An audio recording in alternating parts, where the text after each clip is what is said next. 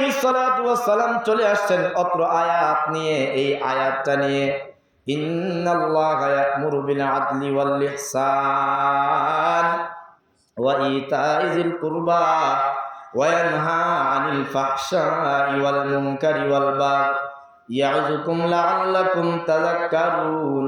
আল্লাহর নবীর উপরে যখন আয়াত নাজিল হতো বাবা, কোরআন যখন নাজিল হতো, কিছু কিছু নিদর্শন বোঝা যেত, কিছু কিছু নিদর্শন বোঝা যেত। কোরআনুল কারীম এটা বড় ভারী জিনিস, বড় ভারী জিনিস। আপনারা মনে করেন এটা তো 1 থেকে 1.5 কেজি ওজন, না না না না না, এটা বড় ভারী, এটা বড় ভারী, মারাত্মক ভারী।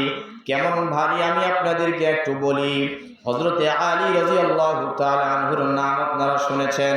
হযরতে আলী রাদিয়াল্লাহু তাআলা আনহুকে হাদিসের ভাষায় আসাদুল্লাহ বলা হয়, আল্লাহ তাআলার বাঘ বলা হয়। বাঘের গায়ে শক্তি বেশি না কম? আরো জোরে বলেন, কম না বেশি?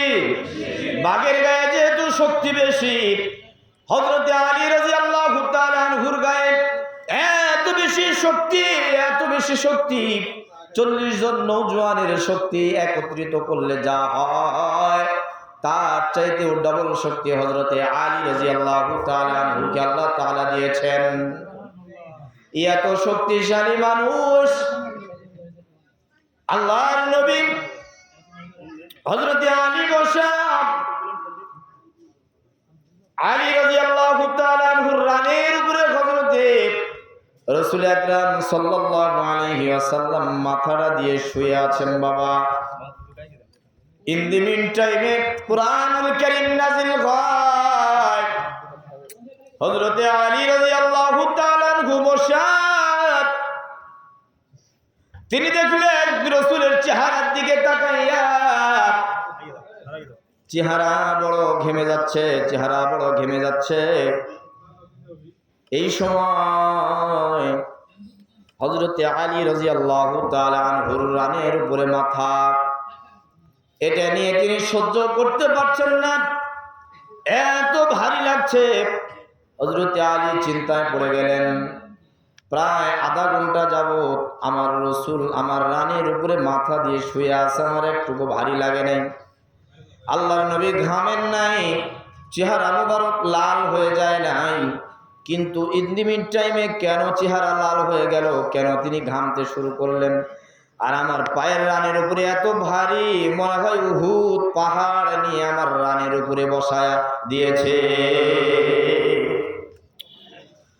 আল্লাহর নবীর কাছে আয়াত যখন নাযিল হয়ে গেল, হযরতে আলী রাদিয়াল্লাহু তাআলা আনহু জিজ্ঞাসা করলেন, ওগো রাসূল, এই সময়ে কি আপনার উপরে কোরআনুল কারীমের আয়াত নাযিল হয়? আল্লাহর নবী বলেন, হ্যাঁ নাম ইয়া আলী, হ্যাঁ আমার উপরে কোরআনুল কারীমের আয়াত নাযিল হয়েছে। পাশে বসা ওসমান ইবনে মাজউন এখনো মুসলমান হয় নাই। ওসমান ইবনে মাজউন বলেন, বন্ধু, এতদিন আপনার সঙ্গে ঘুরলাম, কোনদিন আপনি আমাকে বললেন না, চাপ সৃষ্টি করলেন না, ইসলামের কথা আপনি আমাকে বললেন না। আপনার উপরে আজকের আয়াত নাযিল হওয়ার যে দৃশ্য, এটা আমি চেহারা মুবারকের মধ্যে আমি দেখেছি।